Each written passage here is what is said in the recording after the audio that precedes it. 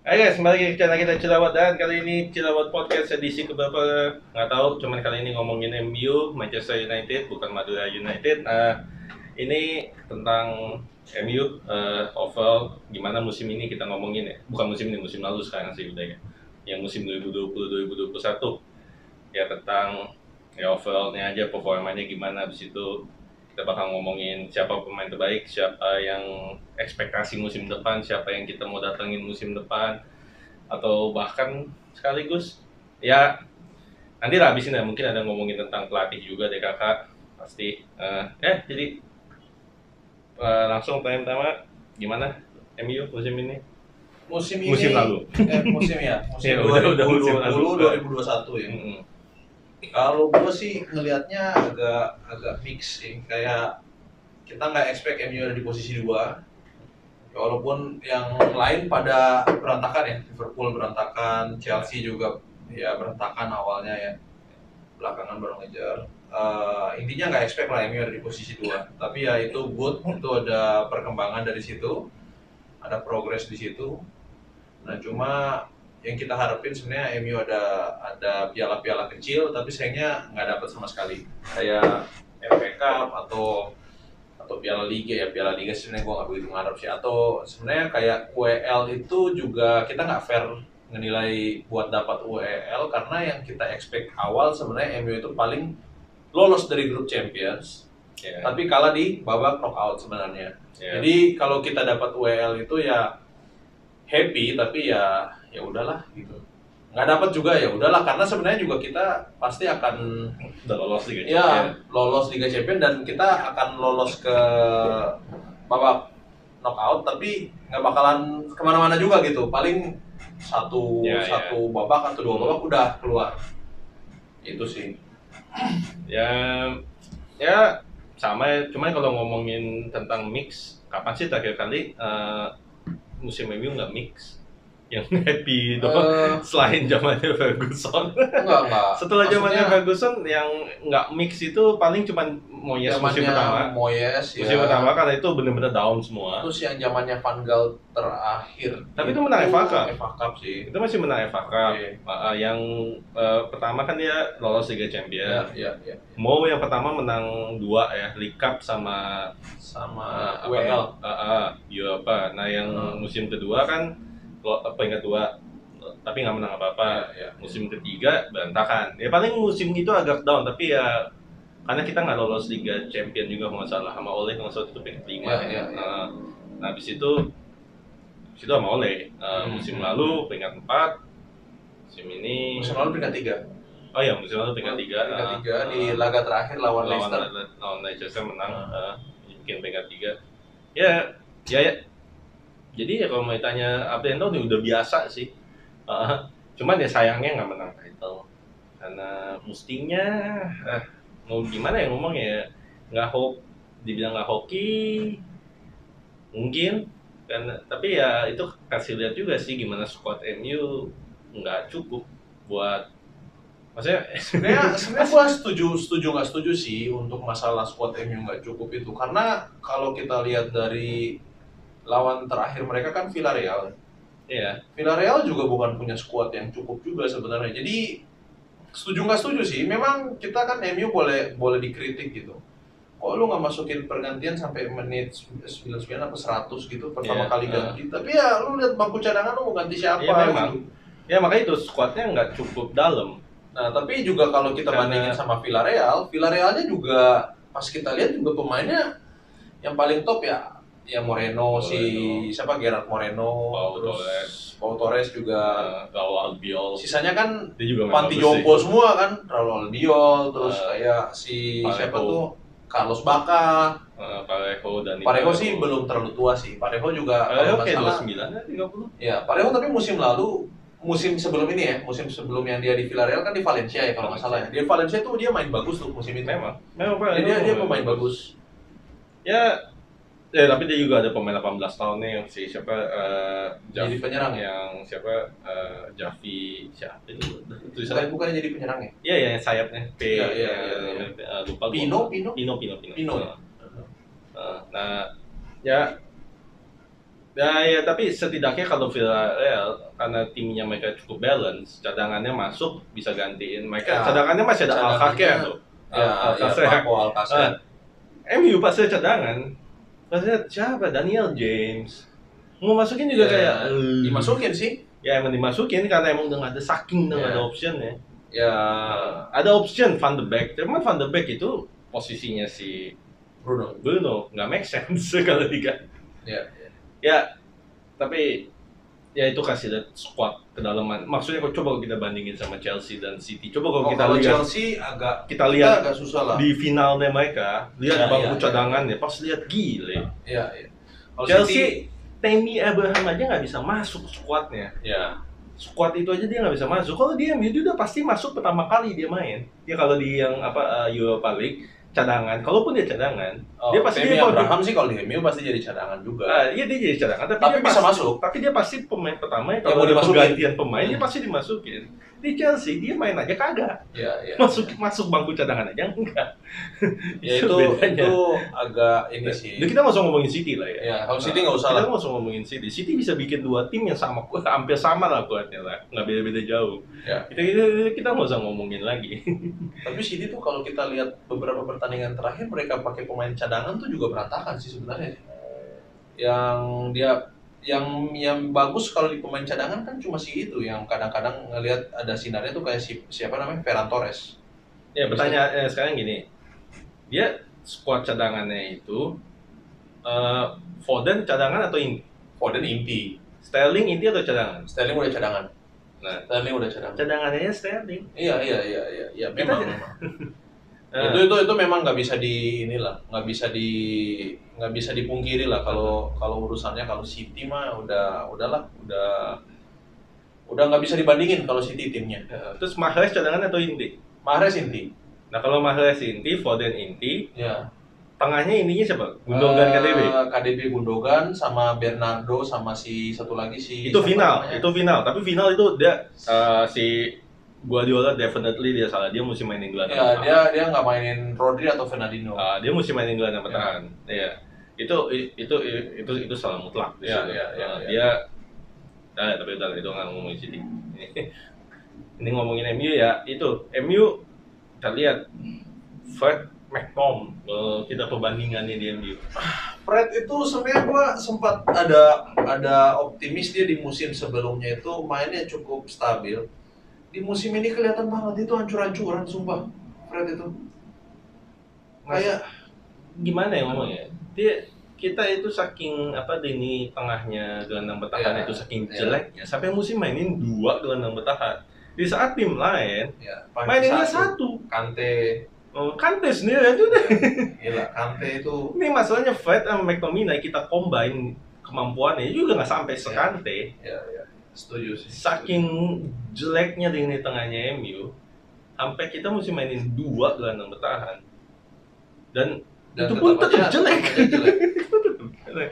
Terus ada juga orang-orang yang bilang kayak Maguire nggak main di akhir musim. Itu katanya nggak ngaruh, katanya kayak gue sih bilang itu ngaruh banget. Itu ngefek banget. Ngeliat nggak ada Maguire, ampun. Karena mungkin gol-golnya memang gol-golnya itu kita bisa lihat nggak ada gunanya kalau ada Maguire di situ. Tapi masalahnya koordinasinya itu berantakan banget. Yang lawan Liverpool itu kalau ada Maguire nggak mau tuh gol-gol aneh pas lihat ampun dah. Itu gol-golnya. Yang si Fred kasih ke Shaw tapi itu kan. Pas aduh gol-golnya kayak gitu. Yang lawan Villarreal mungkin ya itu nggak bisa dipapain. Villarreal itu kan juga sebenarnya mereka juga hoki. MU golnya juga hoki, golnya si Cavani juga hoki, dan Villarreal itu juga cuma main, udah deh kita main sampai adu penalti aja. Memang gak niat main Villarreal tuh menurut gue sih, cuma nunggu abisin stamina aja, terus habis itu counter. Tapi itu strategi yang tepat lawan MU. Iya, itu setuju. Lawan MU memang harus main kayak gitu, harus main kayak tim kecil. Nah Villarreal pakai itu. Ya nggak poin nggak ada sayang lawan MU. Karena MU pas udah begitu ya udah bingung. Sama satu lagi sih yang gue lihat sih, Rashford itu parah banget sih. Dia sih main memang masih sakit sih, masih Rashford bilang dia nggak pernah fit dalam kayak 2 musim terakhir ini, dia nggak pernah ya, benar-benar ya. 100% fit. Dia kapan ya cedera belakang itu kapan ya? Musim ini. Musim lalu itu yang dia cedera pundak. Oke. Parah. Terus kalau nggak salah dia juga pernah ada ankle, kalau nggak salah awal musim lalu ya, kalau nggak salah. Dia nggak pernah fit benar-benar 100% ya, apalagi jadwalnya tuh padat banget ya kayak begini ya. Yang gue bingung dia masih dipanggil lo ke timnas Inggris. Ya mau gimana, dianya mau push terus, tapi ya.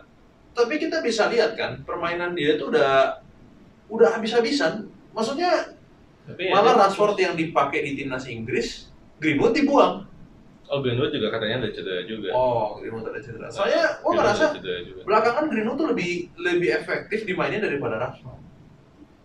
Ya, Greenwood memang sejak awal dia unlikely sih dia buat masuk sih, karena persaingannya juga ketat banget. Ada siapa sih? Ada si Sancho, Kane, ada yang penyerang kan Kane sama Sancho. Sayapnya ada Sancho, Sterling, Rashford. Habis itu Grealish bisa main di situ juga. Grealish sayap kiri kan. Grealish mah bisa bebas lah, dia jago. Siapa lagi ya? Ya sayapnya ya itu sama kemarin Saka masuk. Oh, Bukayo Saka ya. Ya Inggris beda.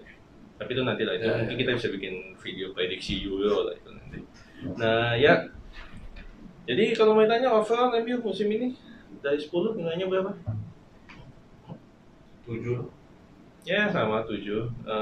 Mungkin jadi 8 kalau menang Eropa, cuman karena kalah. 7. Nah ini ya pertanyaan-pertanyaan ke yang soal individualnya lah ya. Siapa pemain terbaik? Pemain terbaik Luke Shaw mungkin paling konsisten. Ya, karena sebenarnya kalau tanya yang paling baik, rata-rata orang akan bilang Bruno lah. Ya. Tapi yang konsisten satu musim dari awal sampai terakhir dan performanya tidak jelek ya, dia 78 ya. Itu Luke Shaw. Itu ya Luke Shaw atau Maguire sih kalau kita ngomongin itu. Ya, Maguire juga iya. Ya, pemain terbaik ya probably kalau satu musim ya, ujung-ujungnya musimnya Bruno. Karena Bapak dia 18 gol di liga ya. Totalnya berapa kontribusi ya dia? 30 ya. 30 kontribusi gol dia musim ini. Kalau nggak salah dia nomor 3 buat total gol dan nomor 2 buat assist. Nomor 1 Indonesia Harry Kane ya. Kane beda lah ya. Iya. Di Tottenham mesti Kane semuanya ya. Tapi di MU ya Bruno hampir kayak gitu masih. Cuman bedanya Bruno masih ada teman-temannya lah. Masih ada Pogba, masih ada Rashford, masih ada si Cavani. Ya, sebetulnya kalau Cavani di awal musim dia udah di MU, dapat pre-season DKK, mungkin dia bakal lebih in sih, karena dia masuknya kan udah lewat sebulan ya, masalah ya. Nggak ingat sih dia masuknya udah mulai kapan, tapi dia memang dia nggak dapat pre-season. Dia nggak dapat pre-season sama sekali, dan habis itu dia sebelumnya juga di PSG kan nggak pernah main. Dia kena ban habis itu DKK. Wah, dia kena ban ya? Dia kena ban. Enggak, dia kena ban ini MU yang Instagram post. Iya. Jadi dia nggak pernah betul-betul dapat. Setengah musim kedua kan dia baru mulai in tuh. Iya. Beda banget kan kelihatannya pas di situ. Tapi dia memang luar biasa sih. Striker luar biasa sih, walaupun udah umur ya. Iya. Nah, ya terus kalau mau tanya soal kiper nih. Kiper kan De Gea sama Henderson. Yang mana nih? Kalau kayak gini musim depan atau bukan dua-duanya justru? Kalau gua buat musim depan, musim ini. Kalau gua jual De Gea tukar sama Oblak aja. Udah. Henderson dia mau pindah bodo amat. Pertanyaannya Atletico-nya kalau nggak salah sekarang lagi ada rumors itu De Gea plus cash untuk tukar sama Oblak. Iya. Kalau nggak salah ada rumors kayak gitu. Nah kalau ditanya itu, tadinya kan kalau misalkan nggak ada pilihan itu, mungkin gua akan buang De Gea dan datangin Donnarumma kalau ada. Karena Donnarumma free. Nggak exactly free kan. Ya 20 juta pounds itu buat untuk si Riola kan. Ya 20 juta. Terus emang dan kalau misalkan dikasih gaji, permintaan gajinya si siapa namanya? Si Donnarumma itu kalau nggak salah tuh 200.000 per week. Sedangkan gajinya De Gea itu 375.000 per week sekarang. Jadi nggak ada masalah di situ menurut gua. Jadi apa ya, De Gea sih Sebetulnya pertanyaan itu cuma siapa yang mau ngambil De Gea dengan gaji 375 nah ribu. yang paling make sense memang Atletico. Atletico punya Oblak, mana mau. Makanya bisa nggak ditukar plus cash ya kalau memang Atletico butuh uang. Hmm. Karena gajinya Oblak itu kalau nggak salah 350 ribu, hampir sama lah dengan De Gea. Gajinya Oblak sampai segitu ya? Iya, Oblak tuh gaji paling tinggi kedua, kiper paling tinggi gajinya yang kedua tuh Oblak. Hanya beda 300 apa 275, tapi intinya nggak jauh beda sama De Gea. Nggak jauh-jauh beda. 300 apa 350 lah, segitu. Segitu. Oblak tuh nomor 2. Nah, itu yang paling mungkin memang cuma itu. Karena budget buat kiper ya di situ. Karena berapa tim sih yang mampu kasih gaji kipernya? Kayak kita misalkan De Gea kita kasih ke Madrid, ada Courtois di sana. Courtois juga gajinya nggak segede gitu. Terus kita kasih ke PSG, ada Keylor Navas di sana. Navas juga nggak gede gitu, tapi ya Navas juga nggak bagus-bagus banget juga sih. Jadi kalau mau offload si De Gea, yang mau tidak mau ke Atletico, jawabannya cuma itu doang sih. Jadi cari kiper lain, bukan De Gea, bukan Henderson juga. Henderson sebenarnya gue lebih suka dia punya apa komunikasinya, dia punya komunikasi sama back, sama dia punya beraninya. Cuma shoot stoppingnya gue nggak yakin bikin amat gitu. Sedangkan De Gea itu shoot stoppingnya itu juga ngerasanya oke.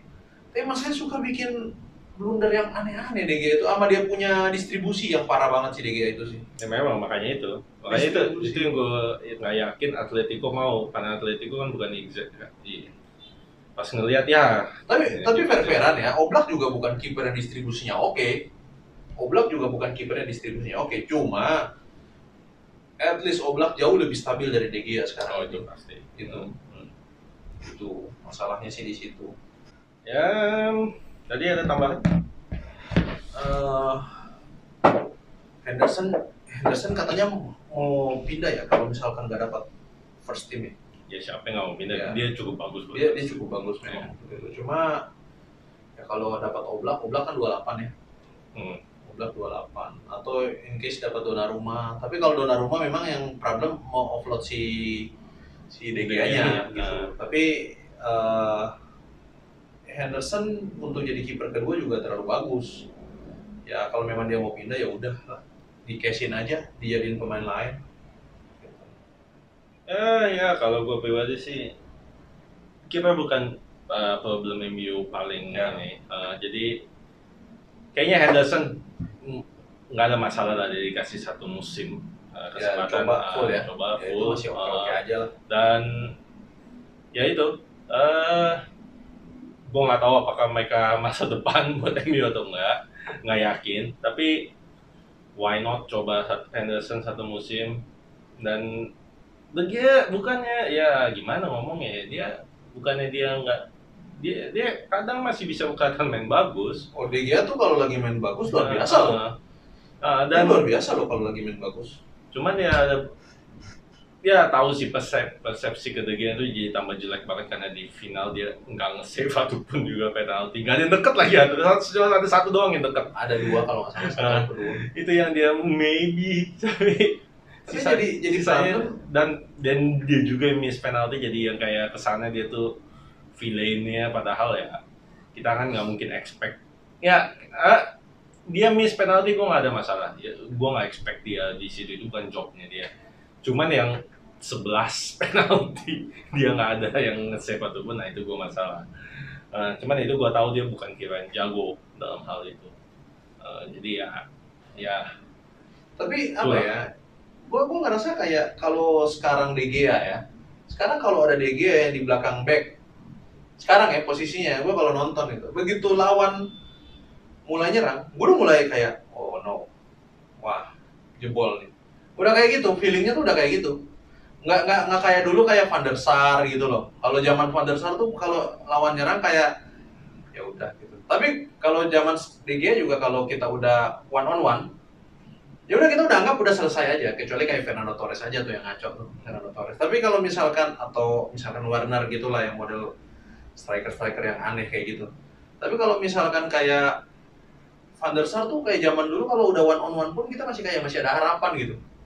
Ya, De Gea bukan yang the best soal one on one, cuman kalau dia save bola-bola. Jauh, bola-bola. Kalau dia refleks dia bagus. Ya. Cuma kalau dia udah dalam situasi yang bukan ngandelin refleksnya dia, nah itu Ya. ngandelin positioning, ngandelin buat maju ke depan ya kan, nah itu masalah. Tapi kalau kita ngomongin refleks doang, fine. Henderson justru yang nggak. Henderson lebih bagus. Oh ya. Kalau kita ngomongin refleks ya, tapi kalau kita ngomongin maju ke depan ya kata, walaupun ada satu kali yang golnya Liverpool yang lawan Salah itu gue nggak ngerti positioningnya dia ngapain. Itu kayak dia buka betul-betul satu satu posisi. Itu kayak Salah juga mungkin pasti kenapa gue dikasih itu gede banget. Gue nggak tahu kenapa Henderson ngaco gitu kan ya kalau pribadi sih gue ngasih dulu Henderson 1 musim, cuman who knows, gue nggak yakin De Gea-nya bakal happy sih kalau gitu. Ya atau enggak De Gea sampai habis kontrak. Ya atau ganti-gantian juga nggak ada masalah, toh mereka bukan exactly kiper yang jelek juga dua-duanya. Kalau kita pilihannya yang kayak Mark Bosnich sama Massimo Taibi, nah itu kita mungkin kayak aduh gitu pusing. Ini kan nggak sampai kayak gitu. Jadi ya go fine, kita lihat lah 1 musimnya lagi, karena ya itu gue nggak yakin tuh posisi MU betul-betul mesti ganti musim ini. Nah ya itu ya next ke pelatih paling. Kirain ke center back. Kan ada kiper. Itu panjang banget nanti, itu nggak selesai. Itu nanti kan ada mau ngomongin ini siapa pemain yang kita mau datang ya. Ini pelatih aja lah. Kan waktu habis kalah ya langsung lah banyak lah. Oleh out. Yang ya gimana ngomongnya, yang sebetulnya gagal di final ya mungkin itu salahnya dia sebagian, dia agak terlalu naif juga sih. Cuman ya itu starting, tapi itu starting 11 terbaik. Tapi itu starting 11 terbaik. Walaupun langsung bikin jadi nggak ada pemain cadangan sama sekali. Gua cukup kaget karena biasa kan dia tetap main aman dulu. Dia main aman, Fred McTom. Ya, terus tiba-tiba dia pakai 1 DM. Nah, cuman ini mendadak full team ya yang efeknya cadangannya nggak ada. Dan juga ya mungkin salahnya dia juga ya, dia nggak ganti De Gea buat penalti. Ya itu juga kita ngerasa walaupun record udah lah ya, tahu lah ya semuanya. Walaupun sebenarnya ganti kiper buat penalti itu bukan sesuatu hal yang umum sekali ya, itu cuma kejadian ya waktu Piala Dunia itu aja. Tim Krul. Tapi itu bukan sesuatu yang kayak umum sekali sebetulnya kalau kita perhatiin ya. Kalau kita lihat selain itu situasi kayak kapan lagi ada ya.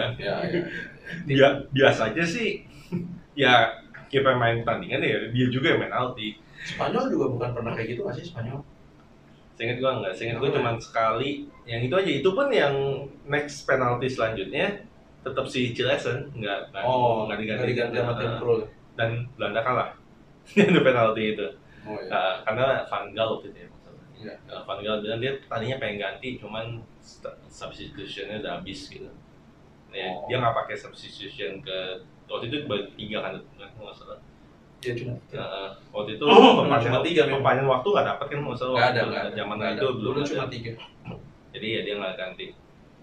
Ya itu bukan sesuatu yang umum sebetulnya. Tapi ya bisa dilakukan karena MU masih ada sisa kan? Ya masih ada sisa. Kan MU ganti 2 di terakhir si Teles sama Mata. Terus si siapa lagi yang Daniel James? Udah 3. Karena MU nggak ada penggantian sama sekali di 90 menit pertama. Jadi MU cuma bisa 3 juga kalau nggak salah. Nggak tahu gitu maksudnya. Enggak, MU mestinya bisa 5 kan? Bisa 5 kan? 6. Kan pergantian pertama itu 4 apa 5? Bukan pergantian, gua nggak ingat deh pokoknya MU ganti cuma 3 kan maksudnya? Cuma 3. Nah ya pokoknya gitulah. Kalau masalah Ole ya Ole gimana? Nggak tahu sih, sejujurnya gue senang sama manajemen Ole sih. Yang gue sangat happy itu sama manajemen Ole itu nggak ada konflik, timnya nggak ada konflik. Bahkan dia buang-buangin itu tuh dan tidak banyak ke expose apa-apa gitu di media gitu. Yang kayak Bahkan kayak Sergio Romero deh. Sergio Romero tuh tahu kondisinya, dia tuh ribut gitu kan, tapi nggak pernah kayak expose ke media gitu. Ya udah, diam-diam aja. Nah, manajemen Ole itu yang gua sangat-sangat oke gitu. Pendekatan dia sama pemain itu tuh bagus banget. Nah, cuma yang jadi problem, nggak tahu, gua nggak yakin sama strateginya sih. Kadang-kadang kan kita masalahnya punya pelatih strategi bagus ya, kayak contoh lah kayak Antonio Conte lah. Kadang-kadang tapi manajemen dia kayak Diego Costa aja diajak ribut sama dia gitu kan. Jadi serba salah. Kalau mau cari tim yang stabil, ya begini, kayak Ole begini, dia manajemen bagus tapi kita masih nggak tahu bisa juara atau enggak, ya kita tunggu musim depan ya. Kalau gue sih kasih 1 musim lagi deh. Kalau misalkan musim ini sama sekali dia nggak bisa juara, ya mungkin ya udahlah gitu. Kalau gue sih kesimpulannya kayak gitu aja. Tapi manajemen dia sangat-sangat bagus sih. Tinggal lihat kalau udah dapat pemain, misalkan dapat pemain 3 atau 4 pemain lah musim ini. Ya, dan dia masih tetap 3-4 pemain ini dia mau ya. dia mau ya. Ya jangan dapatnya Ligan, Fred kayak itu. Ya Nggak bisa. Ini Tom Hinton jangan dihitung gitu loh. Nah, Tom Hinton jangan dihitung. Ya kita hitung misalkan dia dapat Sancho, dia dapat Kieran Trippier gitu kan. Terus dia dapat siapa lagi tuh yang dia mau tuh, Varane atau Koulibaly lah yang katanya kemarin lagi ini. Terus satu lagi Harry Kane misalkan. Nah, itu nggak mungkin kalau dapat Harry Kane sama Sancho dalam satu window, itu nggak mungkin sih. iya. Tapi ya udahlah, misalkan dapat tuh Nggak mungkin dapat Sancho, Varane, Harry Harry Kane Kane satu itu. musim. Enggak. Kalau Varane masih mungkin, karena Varane harganya turun, harganya drop. Gue nggak yakin Varane datang sih, tapi kalau back tengah, gue possibly, cuman gue nggak yakin Varane. Ya. Probably yang lain. Nah, tapi kalau misalkan itu ada, ya udah gitu. Kita lihat musim ini dia ada nggak. Kalau misalnya nggak ada, ya udah, Ole boleh out lah. Udah, ini musim terakhirnya dia udah. Itu aja. Ya. Kontrak juga habis kan musim depan ini kan. Mau diperpanjang. Ah. Lagi nego mau diperpanjang 3 tahun. Ya udah. Ya, tapi memang kalau emang mau maksudnya gimana ya? Kan nggak make sense juga, pelatih udah tinggal setahun, habis itu nggak ada pembicaraan sama sekali kan, kayak dia juga pasti kan kayak maksudnya gue udah mau dibuang nih. Dia juga ngelatihnya kan pasti kayak ini Ya cuma kan yakin dia kan ya sama gue gitu. buktiin dulu gitu loh. Ini manajemen. Oh ya, satu lagi Pogba itu kan juga yang dari kemarin juga ribut-ribut mulu ya, tapi sekarang juga adem-adem ayam kan, nggak ada. Ya, tapi ya belum ada kabar perpanjangan kontrak juga. Ya. Ya kalau ngomongin man management sih dia bagus banget. Iya. Karena waktu yang Pogba bilang dia mau out itu kan kayak udah basically ya. Oh, kalau selesai lah. Mourinho sih udah selesai tuh. Oh, udah selesai. Nggak usah mau, sama Conte juga gue yakin udah selesai kayak gitu. Ya. Cuman Pogba masih tetap main bagus habis itu kayak oke. Man managementnya dia luar biasa dalam hal itu. Tapi memang kalau kita ngomongin strategi ya kadang kayak walaupun timnya agak limited juga yang bikin kayak nggak heran kalau mereka dia mainin Fred McTominay terus ya, karena MU nggak punya option lain. Walaupun gue biasa Matic musimnya bisa, karena Matic ada beberapa pertandingan yang di akhir-akhir musim ini katanya dia solid kok. Matic kan yang nggak boleh itu kan dia main 3 pertandingan beruntun, nah itu mati dia. Tapi kalau ada di gap sebulan ya 2 kali main, ya itu masih oke lah. Emang Ole agak sedikit nggak fleksibel dalam hal itu ya. Kurang pas lah, kalau menurut gue suka nggak pas itu taktik. Cuman ya itu mungkin karena pemain dan mesti di backup dia buat musim depan, karena kalau enggak, karena gue biasa kalau nggak ini kayak musim keduanya mau peringkat kedua nggak menang title apa pas musim, tapi kayak berasa kalau MU beli 1, 2, 3 pemain bagus lagi, MU bisa next step gitu maju. Dibeli Fred, Ligan sama siapa tuh lagi? Ingat satu lagi. Itu zaman Mourinho Dalot kali. Dalot, Fred, Ligan, Dalot. Habis itu timnya berantakan, yang nggak usah ngomong. Nah ini nanti juga sama nih, kalau nanti datang cuma Tom Hinton, habis itu datang entah siapa back yang nyata yang Ole nggak mau, sama satu sayap yang Ole nggak mau. Habis itu dia bilang, habis itu MU mainnya nggak bagus ya. Dan James tuh Ole mau nggak sih? Pusing gue liat Dan James main. Kadang-kadang ya gimana ya, James itu kalau lu di cadangan dia pasti boleh lah ya. Kalau dia pemain squad yang tim tertentu, masalahnya kalau dia di cadangan pun pada waktu kayak kemarin mau dimasukin pun kita bingung mau dimasukin nggak nih orang nih. James itu buat tertentu, soalnya kalau buat lawan tim-tim yang Tim gede, tim kayak City, kayak Liverpool. Dia Lingard Iya, iya. Kalau lawan tim yang punya space sih mantap. Dia oke. Tapi kalau lawan tim yang defensif ya susah memang. Cuma kan dalam satu musim kan ketemu tim gede itu paling juga 5 kali gitu kan. Apa 1,5 musim ya, sorry, 4 kali lah. Jadi dua kali 8 gitu. Yang tim yang ketemu MU bakalan saling serang gitu loh. Paling cuma 4 tim doang. Ya, tapi Jamesnya kayaknya happy. Tapi tiap tim pun sih punya yang Ya. kayak begitu. Nggak bisa satu tim punya apa semuanya bintang ya, kecuali City. Tapi ya City punya duit buat itu. Ya, Ya MU nggak punya duit itu. Ya jadi gue mau tanya, ya sama aku musim lagi. Kayaknya udah ini musim terakhir. nggak fair juga jadi out. Ya. Untuk Kalau sekarang ini- belum lah. Nah, cuman ya itu tergantung dia dapat di backup ya kayak gimana ya. Kalau dia dapat pemain-pemain yang nggak jelas, gua nggak nyalain dia. Kalau kayak gitu, kalau emang MU fail musim depan. Tapi kalau dia di backup cukup dan MU gagal, maybe out. Ya, walaupun ya title lah sedangkan title dan top 4 itu jelas. Ya. Atau kecuali kalaupun nggak title, MU tipis gitu sama peringkat 1. Kayak cuma selisih 2 poin atau something. Kompetitif. Kalau itu gue kayak Kalau oke itu lah, agak mungkin susah sih karena kita ngelihat perbedaan timnya masih terlalu jauh sama City. Iya. Tapi kalau makanya kalau dengan perbedaan tim kayak gitu, tapi MU bisa kompetitif cuma beda 2 atau 3 poin sama Itu City. bagus banget itu. 2 sama 3 poin sama City. Walaupun dia nggak dapat title, itu gue bakal masih bilang oke, Ya, itu bagus. oke, maybe fine. Karena kelihatan ada jalannya gitu loh, mendekati gitu loh.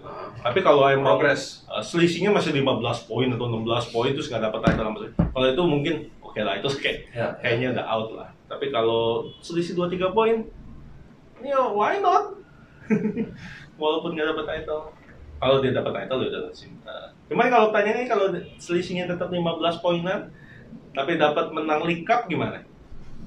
Out aja lah. League Cup sih gua nggak pernah ngitung kalau League Cup. FA Cup FA Cup beda berapa? 15 poin. Masuk 4 besar. masuk 4 besar. Ya tahan dulu lagi aja deh. Kita ngomongin masuk 4 besar. Ya, Kalau ya. nggak masuk 4 besar, itu udah pasti gagal. Kecuali dia menang Europa ya. Ya. FA Cup. Kecuali kalau dia menang Europa atau Champions League. Kalau nggak masuk 4 besar, Kayak Tuchel ya. kalau dia nggak masuk 4 besar, asal dia menang Europa atau Champions League, itu dia pasti masih Ya. tetap. Tapi kalau menang Europa dan FA Cup kayak Van Gaal mungkin out juga sih, gue kayak gitu sih. Eropa, Van Gaal masuk Eropa. Nggak peringkat 5 dan Nggak masuk ya. FA Cup itu mungkin out. Van Gaal tuh peringkat 5 ya? Iya, Van Gaal peringkat 5 tapi dia menang FA. Kalau itu mungkin out juga sih. Ya. Tapi kalau selama lolos Champions League dan menang Ya. itu sih Masih pasti akan diterusin. ya kecuali kalau kamu tadi kan League Cup kamu nggak terima kan. League Cup nggak. Kalau bedanya 15 poin ya. Ya. Kalau bedanya 2-3 poin nggak menang title pun keep. Ya masih oke lah. Kalau 2-3 poin sih masih, karena dia udah bisa bersaing dengan tim yang tim yang jelas sudah di bawah. Ya. Karena MU kan nggak mungkin beli 9 pemain bagus buat sebanding sama City. dan Guardiola itu kan udah berproses sudah lama ya. Guardiola tuh udah proses sudah lama. Nah ya, ini lihat musim ini pokoknya gimana lah. Nah, siapa pemain yang mau didatangin? Sebenarnya gua pengen Harry Kane sih kalau penyerang. Kan kalau gua sih lebih priority ke Berapa posisi yang 3 posisi. 3 pemain 3 ya? posisi. Kalau yang inti ya, yang maksudnya memang betul-betul bakalan jadi inti, pemain inti lah, yang memperkuat tim lah. Yang bakalan inti. Gue sih 3 pemain. Yang pertama mungkin 4 lah, 4 pemain. Yang pertama striker, kalau bisa Harry Kane. Terus yang kedua gelandang bertahan. Gue masih nggak tahu optionnya, cuma kalau lihat option kayak Declan Rice overpriced banget 90 juta yang dibilang. Gue sih bilang itu sangat overpriced. Terus sama siapa? Ndidi, Ada yang bilang sih Eduardo Camavinga tuh DMF bukan ya? Atau CMF dia? dia lebih ke tengah sih. Tengah ya. Nah, Atau si ini yang pemainnya siapa? Brighton yang tengahnya. oh si Yves Bissouma. Bisoma atau Ndidi atau Ya itu yang termasuk bagus-bagus sih ya, cukup oke lah. Tapi gua nggak tahu masuk ke MU bisa masuk oke nggak sih kayak gitu. Takutnya kayak kita dulu ngeliat ada Morgan Schneiderlin tuh. ya. Schneiderlin kan solid kan, kita lihat dia di Southampton. Southampton. Ya di Southampton kan dia solid tuh. Masuk ke MU gitu aja sih. Nah, ya cari yang badak ya NDD itu mungkin boleh sih. NDD itu kan juga ini banget gitu yang mainnya gerasa kerusuk banget yang bisa nabrak sana nabrak sini lah, butuh penabrak lah intinya. Atau Ruben Neves?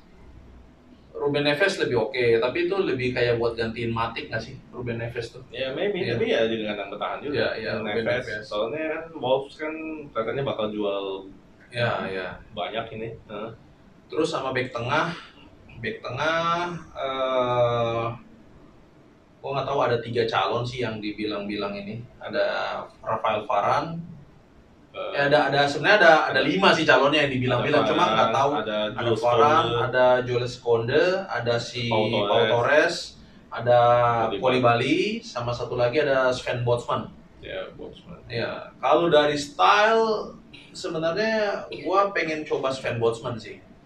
Dia tukang tabrak, mirip kayak kalau lihat mirip Vidic lah, tukang pukul. Tapi gua nggak tahu dia tuh terlalu pelan takutnya. Pertanyaannya apakah MU perlu pemain muda lagi?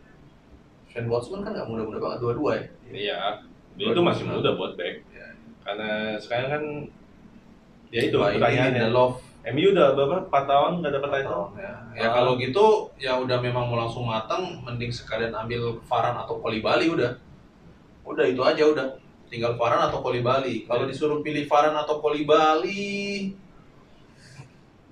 mungkin gue lebih ambil Varane kayaknya, karena gue nggak tahu Koulibaly itu kan memang bagus, kuat segala macam, tapi gue nggak tahu dia kan kebiasaan dengan pace Liga Italia. Kalau masuk ke pace Liga Inggris, gue nggak tahu pace-nya dapat atau enggak gitu. Ininya temponya dapat atau enggak, itu yang gue nggak tahu. Itu tadi 3 posisi. 3, tambah satu lagi bek kanan.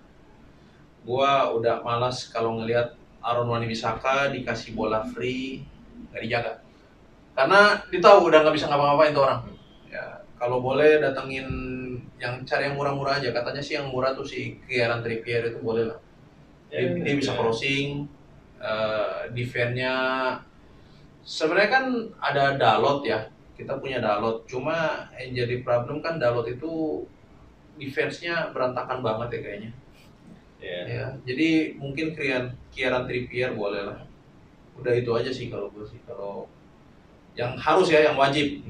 Kalau mau ditambah, misalkan tambah cari yang gratisan, gua boleh rekrut Hakan Çalhanoğlu lah, sayap kanan Hakan Çalhanoğlu, karena buat opsi lah gitu. Gua kenapa nggak Sancho, karena Sancho dia kan sayap kanan, MU butuh sayap kanan, cuma gua mau kasih kesempatan Greenwood buat dia week in week out buat di situ gitu, tetap di situ posisinya, jangan diubah dulu. Kalau nggak dia sama butuh cadangan ya kayak tadi, jangan Dan James juga gitu cadangannya. Jangan Dan James juga, ya Çalhanoğlu mungkin masih lebih ada kualitas dari Dan James gitu kan. Udah itu aja sih. Nah kalau pemain yang pergi? Siapa yang pengennya sih sejujurnya Martial pergi aja sih. Udah males liatnya dia kalau bertahan jalan kaki, nggak ada etos kerjanya gitu loh. Tapi ya terus belakangan dia lagi berantakan banget ya. Cuma kalau boleh dia pergi jangan ke tim Liga Inggris sih. Kadang-kadang kalau udah lagi on juga ngeri-ngeri juga ngeliat dia. Terus De Gea juga gua kalau boleh dia pergi aja nggak apa-apa. De Gea jadiin duit aja atau apa kek. Nah kalau Pogba kan kayaknya bakal pergi nih. Kalau gue sih berharap Pogba berpanjang kontrak sih. Sejujurnya tetap berharap dia berpanjang kontrak. Karena gue sangat berharap dengan manajemennya Ole. Manajemen Ole bisa membuat Pogba bisa berubah pikiran gitu. Cuma kalau Pogba berpanjang kontrak, katanya kan dia minta 500.000. Kalau dia minta 500.000, budgetnya buat itu tuh habis. Struktur gajinya tuh berantakan tuh. Nah si mau tidak mau harus buang De Gea. Yang bisa nutupin itu gitu. Wah, kalau itu sih gue buang Pogba karena Pogba 500.000 itu merusak semuanya itu basically. Pasti akan merusak. Itu merusak semuanya itu karena pemain-pemain nextnya bisa Bruno bilang kok kalau Pogba 500 gue mesti at least 400-an juga dong. 800 nih ntar.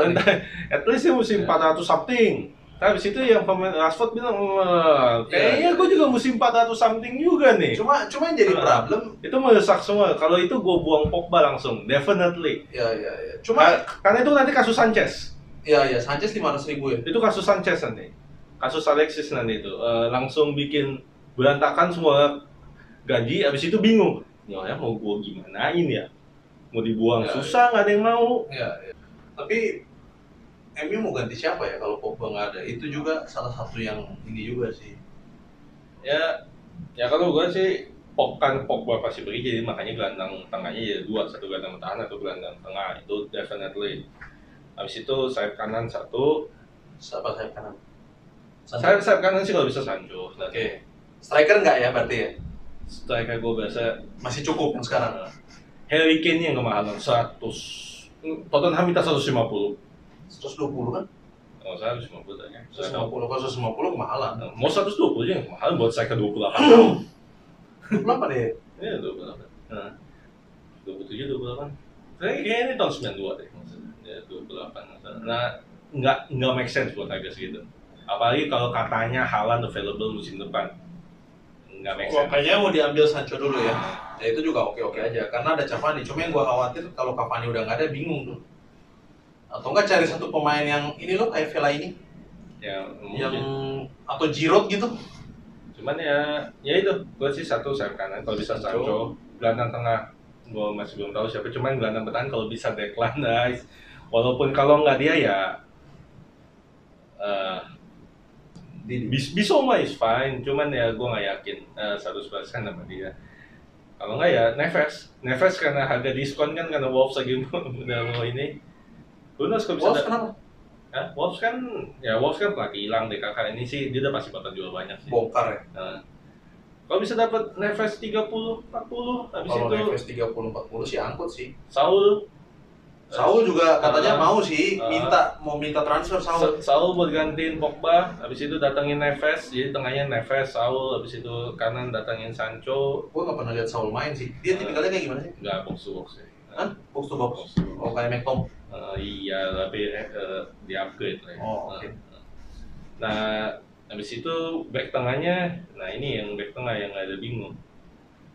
Karena Varane ya, cuman itu aja, pasti dia gajinya juga gede. Dibandingin kita ngomongin tadi ya, option tadi ya, kalau dibalik 5 itu. Dia Nah, pasti paling gede. Harga di Gomusnya dia paling mahal juga sih, harga dia paling mahal dan gaji paling gede. Walaupun dia pemain yang paling bagus juga deh, option tadi itu ya. Kalau di Bali kayaknya terlalu mahal buat pemain yang udah 30 udah 30 tahun ini. Udah 30 tahun kayaknya terlalu mahal.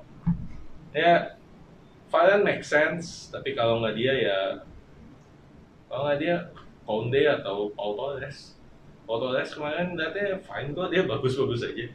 Cuma Pau Torres tuh fisiknya bagus nggak ya? Dia kan juga dia kan baru 22 atau 21, 22. Dia kan masih bisa kencengin badan lah.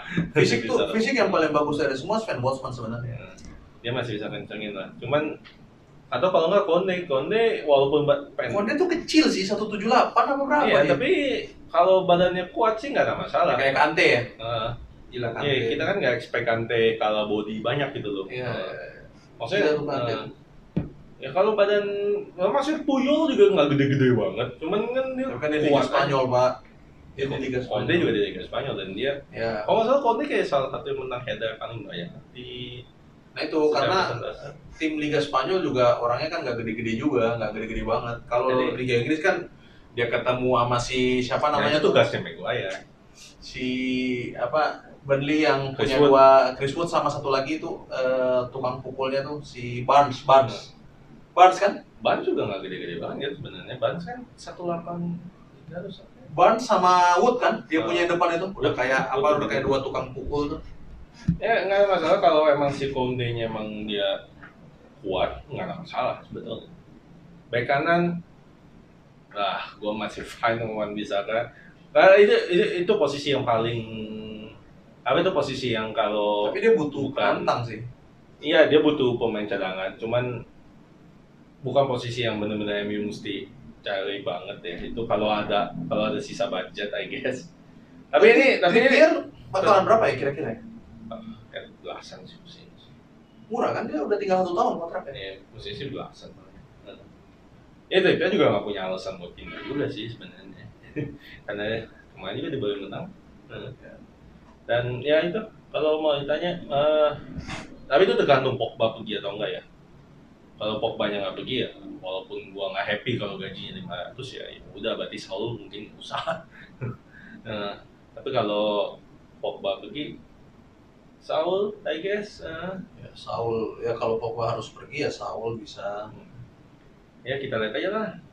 Gitu, ya ekspektasi musim depan berarti, ya tergantung pembelian sih. Nah itu kita ngomongin nanti lah. Itu kita ngomongin di preview buat musim depan lah itu lah. Ya next kan kita santai dulu. Yang pergi kan? Yang pergi siapa lagi tuh? Oh yang pergi Jones. Nah itu juga udah nggak tahu di mana. Jones. Roho tuh masih pemain MU masih Roho? Nggak udah pindah. Udah pindah.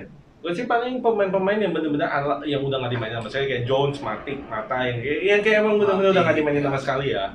Kalau yang masih dimainin, kalau bisa di keep supaya MU punya squad yang punya cadangan. Ya.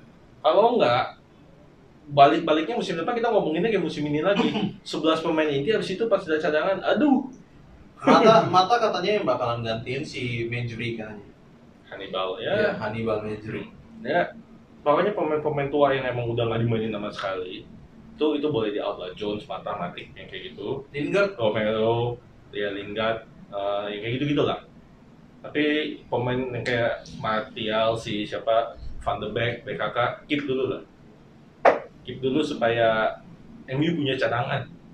Kalau enggak, maksudnya kan pengennya kan jadi kayak City atau bukan Liverpool sih. Liverpool nggak bisa kita punya cadangan juga. Chelsea lah. Chelsea atau City yang pas ada cadangan gila cadangannya kayak gitu. Nah, makanya pengennya ada ya itu Martial, Van de Beek di cadangan yang setidaknya pas lihat oke, masih ada kayak gitu. Chelsea itu hampir semua lini dia cukup seimbang kecuali 2 lini gua rasa. Hampir semua lini cadangan inti hampir seimbang kecuali 2 lini. Back tengah. Gelandang tengah sama kiper. Ya gelandang tengahnya karena Gelandang tengah karena Kante-nya luar biasa. Terus kipernya itu karena Kepa-nya ngaco banget. Jadi cuma itu doang. Sisanya backnya dia cedera masih punya Zouma sama Christensen. Terus dia back kanan dia ada Reece James sama Aspi masih bisa main di situ. Di back kiri ada Alonso sama satu lagi si Chilwell. Depannya ya nggak usah ngomong. Depannya ada Havertz, ada Pulisic, ada Ziyech, ada siapa lagi sih dia? Werner. Ada satu lagi Temi. Oh, ada Mason Mount bisa main di situ juga. Hudson Odoi juga bisa di situ. Ada Giroud, ada Temi Abraham, gila luar biasa sih. Iya, makanya performance-nya aja yang kurang. Makanya pas ngeliat MU, ya itu MU kalau bisa keep Martial ya supaya setidaknya kita punya lini depan yang pas ngeliat oke, kita ada cadangan. Karena kalau enggak maksudnya setidaknya musim depan tuh pas Sancho-nya main, ada Greenwood gitu cadangan. Ada option lah. Ada option lah gitu. Ya, karena kalau Greenwood nggak jadi cadangan, Rashford cadangan. Ya nggak ada masalah juga sih, setidaknya MU punya cadangan. Toh, musim depan juga bakal masih padat. Bakalan main 4 kompetisi. Dan jadi ya kalau memang masih ini ya, gue nggak ada masalah. Ya jadi ya itulah. Moga-moga. Ya, kita bisa santai dulu kan sementara kita nontonin apa namanya Euro 2020 di tahun 2021. Tanggal 12 ya? Ini 2 minggu lagi atau something? Enggak. Ya, pokoknya 3 hari sih mulai pertama? 13 ini kayaknya. Mestinya hari pagi Jumat sini, ya? pagi sini. Jumat Sabtu? Lupa. Kalau nggak salah paginya sini. Ya kita lihat aja lah. Ya, guys, yang masih sampai sini like, share, subscribe, dan follow sosial media kita, linknya ada di deskripsi. Kalau yang channel sebagai kakak paman bibi kakek nenek atau siapa lagi? Fans MU. Nah, review standar banget.